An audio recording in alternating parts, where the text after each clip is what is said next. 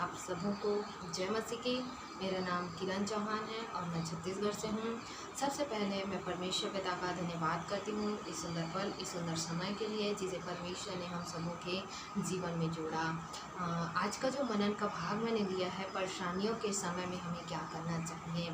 जब हम अलग अलग परेशानियों से होकर के गुजरते हैं तो उस समय हमारा स्वभाव किस प्रकार होना चाहिए, किस प्रकार नहीं होना चाहिए, हमें क्या करना चाहिए, हमें क्या नहीं करना चाहिए, हम खुदा के कलाम से सीखेंगे। हम बाइबल में देखते हैं कि बहुत से धर्मी जन पर बहुत से विपत्तियां आती हैं और वो लोग उनसे हो करके गुजरते हैं, अपने जीवन में आगे बढ़ते हैं। तो हमारे मन में ये विचार नहीं होना चाहिए कि हम प्रभु में आ गए, विश्वास किए, प्रभु में बढ़ रहे हैं तो हमारे जीवन में विपत्तियां नहीं आएगी। ऐसा सोचना हमारे लिए गलत है। तो आइए हम खुदा के कलाम से कुछ पदों को देखेंगे और सीखेंगे। तो हम भजन संहिता 34 का 19वीं आयत को देखेंगे और 19वीं आयत में कुछ इस प्रकार लिखा है, धर्मी पर बहुत सी विपत्तियां पड़ती तो है परंतु यहोवा उनको उन सब से मुक्त करता है।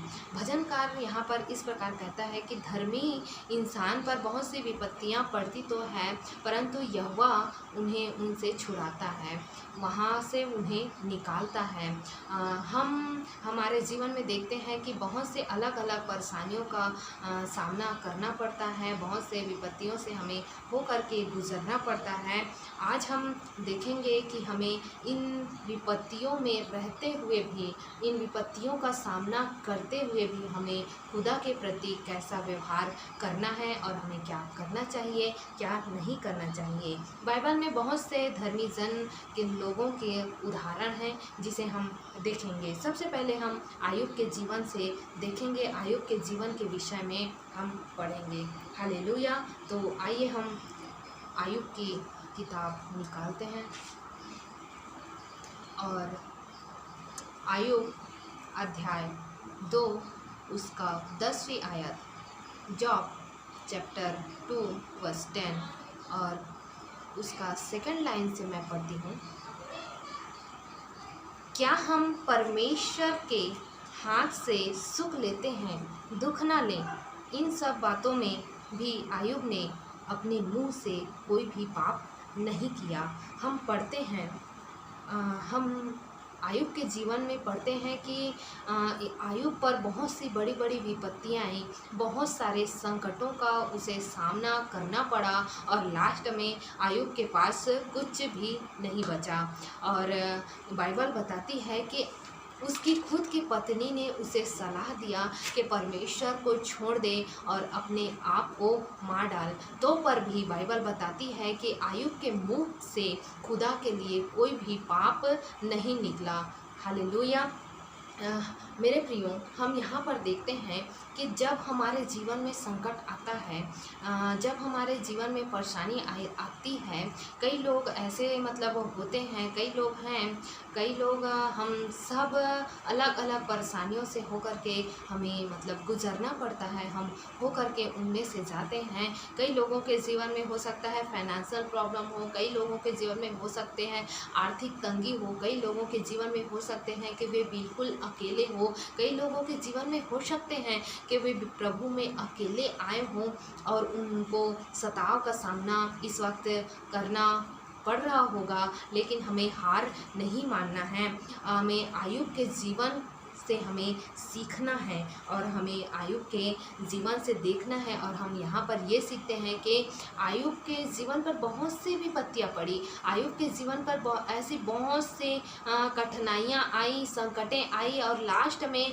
आयुब का सब कुछ चला गया, आयुब के पास कुछ भी नहीं बचा। फिर भी परमेश्वर के प्रति उसने अपने मुख से थोड़ा सा भी अपशब्द नहीं निकाला, अपने मुख से पाप नहीं किया। और बाइबल हमें बताती है कि जीव के वश में मृत्यु और जीवन दोनों हैं। जब हम अपने मुख से कुछ शब्द को, निगेटिव शब्द को निकालते हैं तो वो हमारे अविश्वास को प्रकट करता है, वो हमारे अविश्वास को व्यक्त करता है। और और हम देखते हैं बाइबल में कि जब इज़राइली लोग कनान की ओर जा रहे थे तो 11 दिन का जो रास्ता था उनके कुड़कुड़ाहट की वजह से वो 40 वर्ष का हो गया। खाली उनके कुड़कुड़ाहट की वजह से जब हम अपने मुख से, अपने शब्द से निगेटिव बातों को बोलते हैं, निगेटिव वर्ड को बोलते हैं, तो हमारे आसपास के माहौल को वो निगेटिव वर्ड से, निगेटिव से परिवर्तित करता है, निगेटिव शब्द से। इसी मतलब जीभ में परमेश्वर ने कहा है कि तुम्हारे जीभ में जीवन और मृत्यु दोनों हैं। इस जीभ के वश में जीवन और मृत्यु दोनों हैं। जो इसे काम में लाना जानता है वो उसका फल भोगेगा।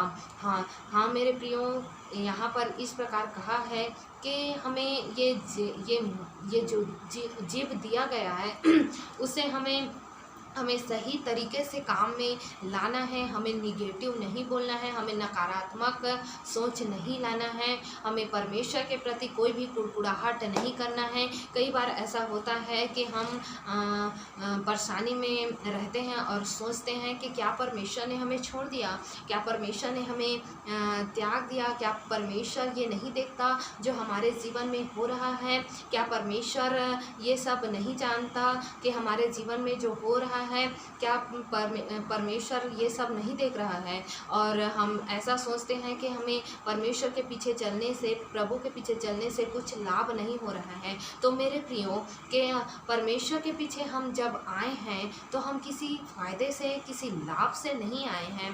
परमेश्वर ने हमें अनंत जीवन दिया है। अपने जीवन को त्याग कर परमेश्वर ने, अपने जीवन को बलिदान कर परमेश्वर ने हमें अनंत जीवन दिया है। और हमें अनंत जीवन की ओर, उस अनंत जीवन को प्राप्त करने के लिए हमें परमेश्वर के पीछे चलना है। और जब हम प्रभु में आए तो प्रभु को सच्चा जानकर, उसे सच्चा ग्रहण, सच्चा उद्धारकर्ता ग्रहण करके हम उसके पीछे आए और विश्वास में चले। हम किसी लाभ के लिए और किसी फायदे के लिए नहीं आए हैं। परमेश्वर हमारा दयालु है, परमेश्वर कृपालु है। वो हमें हर एक परेशानियों से उतर कर हमें छुड़ाता है, हमें निकालता है। हम दानियल के विषय में देखते हैं कि दानियल जब शेरों के माद में था, दानियल जब शेरों के माद में था तो परमेश्वर ने वहाँ पर उसे छुड़ाया, वहाँ से परमेश्वर ने उसे निकाला। हमारा परमेश्वर दयालु है। हमारा परमेश्वर दूर से देख कर के ये नहीं कहता कि मेरी बेटी, मेरे बेटे तू वहाँ से निकल। हमारा परमेश्वर हमें उस परेशानी में आकर, हमारा परमेश्वर उस परेशानी में आता है और हमें उस परेशानी से छुड़ाता है। हम आयुब के जीवन से हम सब जानते हैं कि आयुब ने किस प्रकार से अपने जीवन में परेशानियों का सामना किया और परमेश्वर ने उसे लास्ट में उसका दुगुना उसे लौटाया। उसने अंत तक विश्वास योग्य रहा। उसने कभी भी अपने मुख से परमेश्वर के प्रति गलत शब्द नहीं निकाला। तो हमें अपने मुंह से परमेश्वर के लिए अपशब्द नहीं कहना है, गलत निगेटिव वर्ड को नहीं लाना है कि परमेश्वर ने हमें छोड़ दिया। परमेश्वर हमारा कभी नहीं छोड़ता, कभी नहीं त्यागता। ऐसा होता है कि परमेश्वर कई बार हमें चीज़ें ऐसे ही दे देता है, लेकिन परमेश्वर हमारी जब प्रार्थनाओं को नहीं सुनता है, इसका मतलब ये नहीं कि परमेश्वर हमारा शांत है। हमारा परमेश्वर शांत नहीं रहता मेरे प्रियो।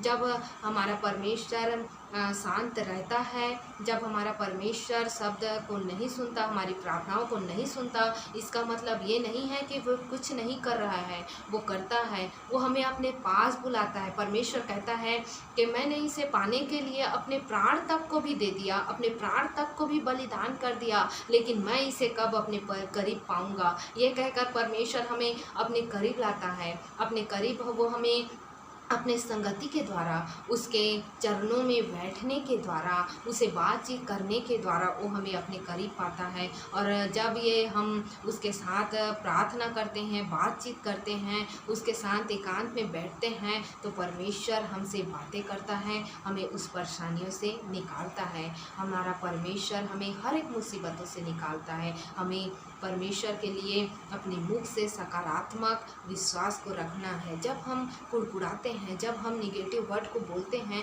तो हमारा परमेश्वर दुखी होता है मेरे प्रियो। हमारा परमेश्वर कहता है कि मैंने इसे पाने के लिए अपने आप को दे दिया, लेकिन मेरी बेटी मेरा बेटा अभी मेरे प्रति विश्वास योग्य नहीं है, मेरे प्रति कुड़कुड़ा रहा है। ऐसा करके हम अपने जो यात्रा रहता है, जो फल रहता है, उसे पाने के लिए हम और विलम्ब करते हैं। ऐसा करके हम जो रास्ता रहता है उसे और बढ़ा देते हैं। जिस प्रकार इजरायली लोगों ने कुड़कुड़ाया और उनका 11 दिन का रास्ता 40 वर्ष में परिवर्तित हो गया, उसी प्रकार हम भी जब अपने मुख से परमेश्वर के लिए कुड़कुड़ाते हैं, परमेश्वर को बोलते हैं कि परमेश्वर तू नहीं देख रहा है, तो जो परमेश्वर हमें आशीष देने वाला रहता है, अपनी संगति में अपने करीब ला करके जो आशीष हमें देने वाला रहता है, उससे हम थोड़ा सा दूर हो जाते हैं। वो देता तो ज़रूर है, लेकिन उसमें हमें थोड़ा सा देरी लगता है मेरे प्रियो।